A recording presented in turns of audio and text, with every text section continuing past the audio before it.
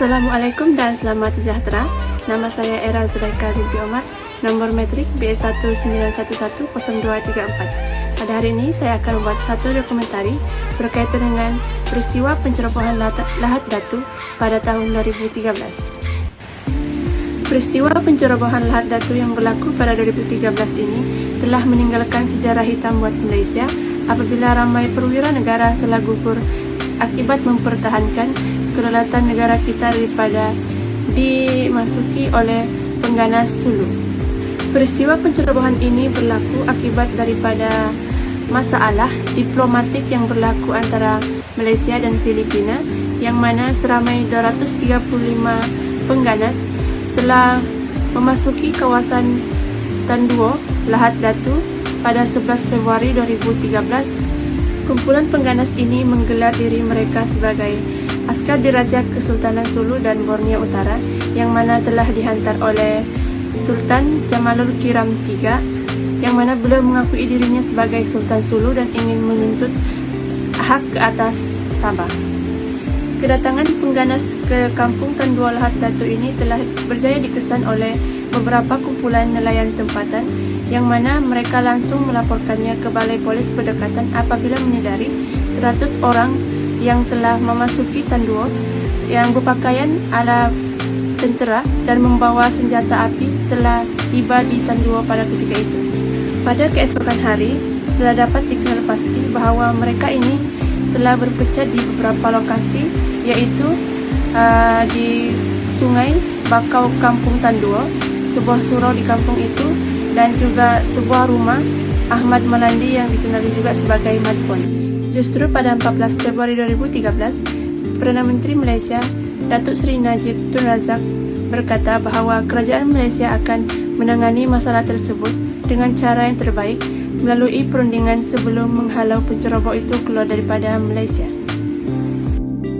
Ketua Polis Negara pada ketika itu, iaitu Tan Sri Ismail Omar, menegaskan bahawa polis mengenal pasti kumpulan warga Filipina yang mendarat di pesisir pantai Lahat Datu Sabah adalah sebagai pewaris berketurunan Raja Sulu dari selatan Filipina.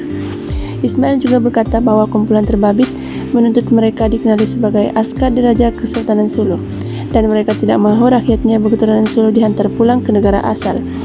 Beliau juga berkata rundingan dengan pihak bersenjata masih dijalankan bagi mencari jalan penyelesaian yang terbaik tanpa melibatkan pertumpahan darah. Pada 16 Februari 2013, Menteri Dalam Negeri iaitu Datuk Seri Hishamuddin Tun Hussein berkata, kumpulan itu menuntut Sabah dikembalikan ke wilayah Kesultanan Sulu kerana ia telah diambil oleh British di bawah kerajaan Sulu.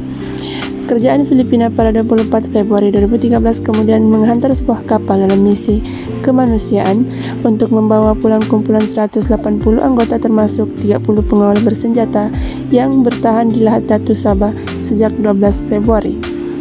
Pada 26 Februari 2013 pula, tempoh pengusiran mereka telah tamat, namun rundingan masih dijalankan terhadap kumpulan penceroboh itu, dan selang 2 hari kemudian kerajaan Malaysia digesa mengadakan rundingan secara terus dengan Sultan Jamalul Kiram III. Gesaan tersebut disorakan adik bongsu Jamalul iaitu Agminuddin Kiram, yang menegaskan bahawa hanya abangnya sahaja yang boleh mengarahkan kira-kira 180 tentera diraja meninggalkan Felda Sahabat 17 Lahat Datu. Krisis pencerobohan Lahat Datu mula menjadi tumpuan apabila 2 orang anggota keselamatan negara ditembak mati pada 1 Mac selepas pertempuran tercetus antara pasukan keselamatan dan sekumpulan kecil kumpulan penceroboh ketika kumpulan terbabit cuba keluar daripada kepungan polis di kampung Tan Duo. Susulan itu, pada 7 Mac 2013, Jamalul Kiram III mengumumkan gencatan senjata pihak Kesultanan Sulu menurut jurucakapnya iaitu Abraham Edejirani.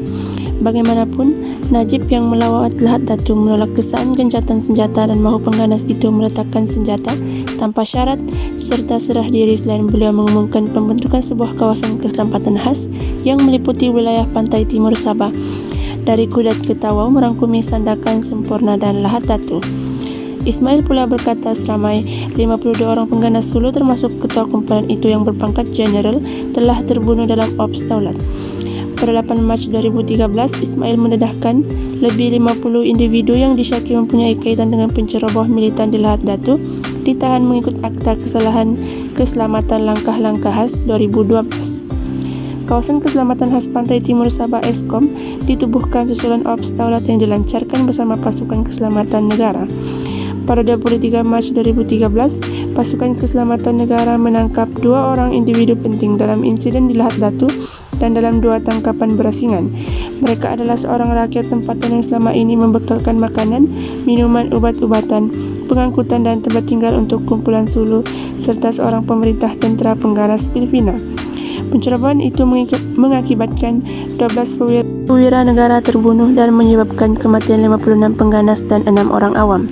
Konflik itu diisytiharkan tamat pada 10 April 2013. Ekor itu peristiwa berdarah ini seramai 416 individu ditahan termasuk 110 orang disesat di bawah Akta Keselamatan Langkah-Langkah Khas SOSMA 2012. Pada 8 Jun 2018, Mahkamah Persekutuan mengekalkan hukuman mati ke atas 9 warga Filipina yang terlibat dengan pencerobohan bersenjata di Lahad Datu berkenaan.